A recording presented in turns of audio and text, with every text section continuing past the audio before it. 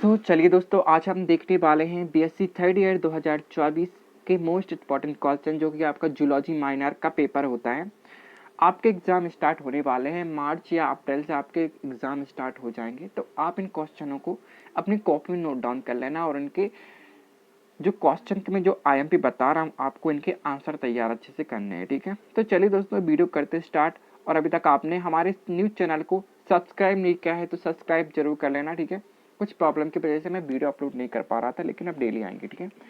तो चलिए सबसे पहले हम यूनिट 1 से देख लेते हैं दोस्तों। यहाँ पर ऑल यूनिवर्सिटी के लिए है, अगर आपका सिलेबस मैच कर रहा है तो, ठीक है। तो सबसे पहला क्वेश्चन है, क्रोमोसोम पर टिप्पणी लिखिए। जो आपका क्रोमोसोम होता है उस पर आपको राइट शॉर्ट नोट तैयार करना है, ठीक है। तो इसमें क्या है, आप शुरू से ही पढ़ते आ रहे हैं क्रोमोसोम के बारे में, तो आपको ये अच्छे से पता होंगे।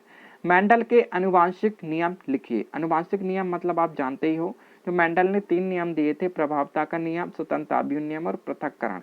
ये आप तो तीनों ही पूछ लिए जाएंगे 5 मार्क्स में, या तो आपको टिप्पणी के रूप में एक पूछ लिया जाएगा। वैसे जो 2023 में प्रभावता का नियम आया था, तो आपको तीनों अच्छे से कर लेने हैं। ये आप 11 12 से ही पढ़ते आ रहे हो, तो आपको अच्छे से बन जाएगा, ठीक है।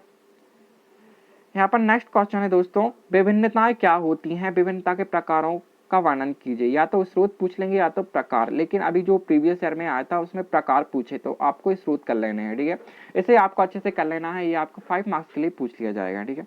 तो चलिए नेक्स्ट क्वेश्चन की तरफ बढ़ते हैं। यहाँ पर इस यूनिट से आपको मैं बता दूं, यहाँ पर आपके 2 क्वेश्चन ही मोस्ट इंपॉर्टेंट है यहाँ से, एक तो मेंडल और दूसरा विभिन्नताएं, तो आपको इनको अच्छे से कर लेना है, ठीक है। अब चलिए नेक्स्ट क्वेश्चन की तरफ बढ़ते हैं यूनिट 2 से। ऑपरॉन मॉडल को संक्षेप में समझाइए। ये 2023 में आया था। आपको पता ही है कि जो प्रीवियस ईयर में आते हैं वो क्वेश्चन काफी ज्यादा पूछे जाते हैं, तो आपको ऑपरॉन मॉडल अच्छे से कर लेना है, ठीक है। आनुवांशिक कोड क्या है, जेनेटिक कोड की विशेषताएं लिखिए। मतलब आनुवांशिक कोड को जेनेटिक कोड भी कहते हैं। इस टाइप से भी पूछा जा सकता है कि जेनेटिक कोड क्या है, तो आपको ये एक ही लिखना है, ठीक है। नेक्स्ट क्वेश्चन है, प्रोकैरियोटिक में अनुलेखन को समझाइए, ठीक है। ये आपको शॉर्ट टिप्पणी में पूछ लिया जाएगा, तो आपको अच्छे से इसे कर लेना है, ठीक है। अब नेक्स्ट क्वेश्चन है दोस्तों हमारा, चलिए देखते हैं। डीएनए की संरचना को समझाइए। आप तो शुरू से ही पढ़ते आ रहे हो, लेकिन आती नहीं है, शायद पूछ ली जाएगी, तो आपको अच्छे से करना है। अब यहाँ पर अनुवादन, टीआरएनए की संरचना वेरी वेरी मोस्ट इंपॉर्टेंट है, और डीएनए रेप्लिकेशन, ये दोनों आपको अच्छे से करने हैं। टीआरएनए की संरचना और डीएनए रेप्लिकेशन, ठीक है। ये काफी बार एग्जाम में पूछे जा चुके हैं। और यहाँ पर लास्ट क्वेश्चन है इस यूनिट का, न्यूक्लियोसोम के साइनॉइड जो होता है, इसका मॉडल होता है, उसके बारे में बताना है आपको, और न्यूक्लिक अम्ल, ठीक है। इस पर राइट शॉर्ट नोट आपको तैयार करने हैं। इस यूनिट से आपके ओनली फर्स्ट के 2 क्वेश्चन और जो राइट आर नोट्स में सेकंड और डीएनए रेप्लिकेशन, बस इसमें आपको इतना ही याद करना है। और यहाँ पर एक और याद कर लेना है, यहाँ पर न्यूक्लियोसोम के साइनॉइड मॉडल, ठीक है। अब नेक्स्ट क्वेश्चन की तरफ चलते हैं। क्वेश्चन थर्ड में उत्परिवर्तन क्या है, उत्परिवर्तन के विभिन्न प्रकारों का वर्णन कीजिए। वेरी वेरी मोस्ट इंपॉर्टेंट है, इस साल नहीं आया लेकिन आ सकता है। पूर्ण सहलग्नता और अपूर्ण सहलग्नता को समझाइए। वेरी वेरी मोस्ट इंपॉर्टेंट है, इनमें डिफरेंस ही पूछा जा सकता है, अंतर क्या है, ठीक है। गुणसूत्र लिंग निर्धारण की विभिन्न विधियों का उदाहरण सहित वर्णन कीजिए। Very very most important question है दोस्तों, 5 मार्क्स के लिए पूछ लिया जाएगा आपको, ठीक है। और लिंग सहलग्नता वंशानुगति से आप क्या समझते हैं, मनुष्य में लिंग सहलग्न वंशानुगत का उदाहरण सहित समझाइए। इनमें जो रोग होते हैं लिंग सहलग्न से, ठीक है, आपको वो समझाने विभिन्न टाइप्स के रोग।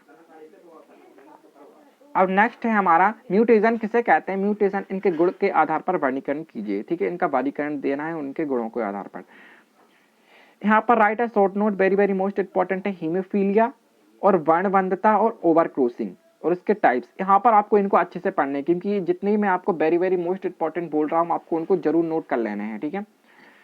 अब चलिए बढ़ते हैं 4th यूनिट की तरफ। यहाँ पर मैं आपको फालतू क्वेश्चन बिल्कुल नहीं बताऊंगा, जो आएंगे वही बताऊंगा, ठीक है। अनुवांशिक रोग क्या है, मनुष्य में सामान्य अनुवांशिक रोगों का वर्णन कीजिए। वेरी वेरी मोस्ट इंपॉर्टेंट है। मानव जीनोम परियोजना, जीपीएच के नाम से भी आ सकता है, आपको मानव जीनोम परियोजना का शॉर्ट नेम है, ठीक है। इस पर आपको एक से तैयार कर लेना है, ठीक है। थैलीसीमिया जो रोग होता है, इसके प्रकार, सिकल सेल एनीमिया और ऑटोसोमल सिंड्रोम, और मनुष्य में आरएच कारक, वेरी वेरी मोस्ट इंपॉर्टेंट है, ठीक है। और जो 2 क्वेश्चन रह गए ये हैं हमारे बहुकारक मानव रक्त समूह पर विस्तृत निबंध लिखिए, आता नहीं है लेकिन ये आप ये कर लेना, जीन संबंधी रोग क्या होते हैं, ठीक है। यूनिट 5 हमारी लास्ट यूनिट है। पीसीआर क्या है, पीसीआर के विभिन्न चरणों का संक्षिप्त में वर्णन कीजिए, उसके स्थानांतरण बताइए, और पॉलीमरेज चेन के नाम से भी ये आ सकता है पीसीआर, ठीक है। तो आपको एक ही लिखना है। Very very most important question है, आपको इसको बिल्कुल नहीं छोड़ना है। सर्दर्न ब्लीटिंग एवं नॉर्दर्न ब्लीटिंग को समझाइए, वेरी वेरी मोस्ट इंपॉर्टेंट है। DNA finger printing very very most important. Gene therapy very very most important, ये प्रीवियस ईयर ही आए थे, ठीक है, मैं आपको बता रहा हूँ। डीएनए उंगली छापन के पृथक्करण की विधि और वेक्टर को आपको जरूर कर लेना है, इसके प्रकार इसकी उपभोक्ता है, ठीक है, वेक्टर के वेरी वेरी मोस्ट इंपॉर्टेंट है। और जीन क्लोनिंग आपको शॉर्ट आंसर टाइप क्वेश्चन में पूछ लिया जाएगा, इसके यूज और इसकी प्रॉपर्टीज। नेक्स्ट है डीएनए रिकॉम्बिनेटेड तकनीक के उपयोग, very very most. Gene library, यहाँ पर जितने भी क्वेश्चन मैंने ऐड किए वेरी वेरी मोस्ट इंपॉर्टेंट है दोस्तों, इनको बिल्कुल नहीं छोड़ना है, ठीक है दोस्तों। यहाँ पर हमारी जो क्वेश्चन एंड होते हैं, यहाँ पर अगर आपको वीडियो अच्छा लगा हो और हेल्पफुल लगा हो तो चैनल को सब्सक्राइब जरूर करना और वीडियो को अपने दोस्तों में ज़्यादा से ज़्यादा शेयर करना और अपने ग्रुप में भी डाल देना, ताकि उन लोगों को भी ज़्यादा से ज़्यादा हेल्प मिल सके। और आपके पेपर बहुत ही नज़दीक आ चुके हैं, आपको आपकी प्रेपरेशन करना स्टार्ट कर देनी चाहिए और आपके प्रैक्टिकल स्टार्ट हो चुके हैं जैसे कि आपको पता है। तो दोस्तों मिलते हैं ऐसी नेक्स्ट वीडियो में। Thanks for watching my video.